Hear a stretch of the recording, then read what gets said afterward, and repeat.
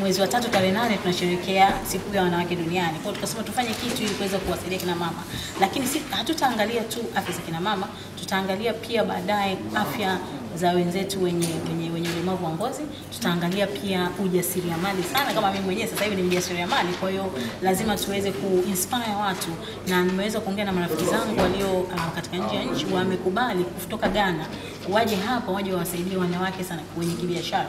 Kwa tutakuwa tunaangalia kwenye kibiashara, tutakuwa tunaangalia mafunzo zaidi.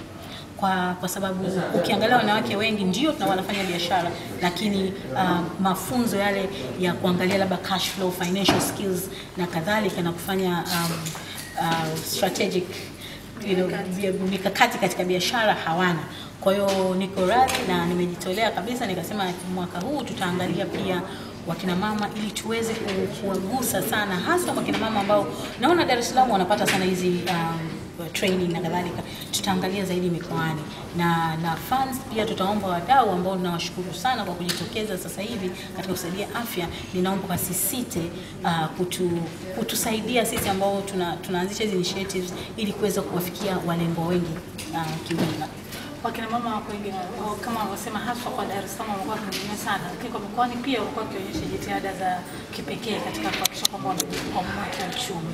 Unadhani nini kinaweza kufanyika kwa ujumla wake kwa jamii, taasisi za kifedha nazo kwa upande wake, kila mtu nini anaweza kufanya hapa ili tuweze kuhakikisha kwamba mwanamke ambaye anajitahidi kujiinua basi anakuwa? Ukiangalia mikakati ambayo nimejipangia mwenyewe sasa hivi, nilisema kwamba kwanza nitaangalia kilimo kwanza. Ninafurahi sana kwamba niliweza kusomea kidogo kilimo wakati fulani miaka 4 iliyopita, na nafurahi kwamba nina uwezo na mawazo kidogo yanaogusa kwenye kilimo.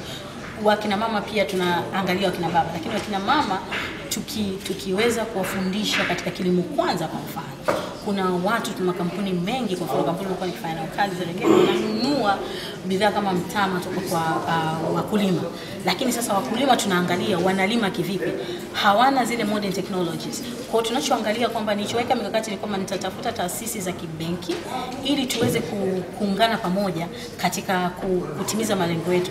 Kwa mfano, unaweza ukachukua benki moja ikasema ina finance ili hao wakina mama ambao watakuwa wanafanya mambo ya kilimo wapate wakipata zile tunaita LPO kutoka kwa makampuni, waweze kupitishia benki itawakopesha na waweze kuendelea. Lakini hatutakufanya kwa moja itakuwa ngumu. Tunachoangalia pia waanzishe vikundi vya kama kina SACCOS ili vikundi ndio viweze kukopeshwa. Lakini hii ni mikakati ambayo inabidi ipangwe ili iweze kutekelezeka vizuri zaidi.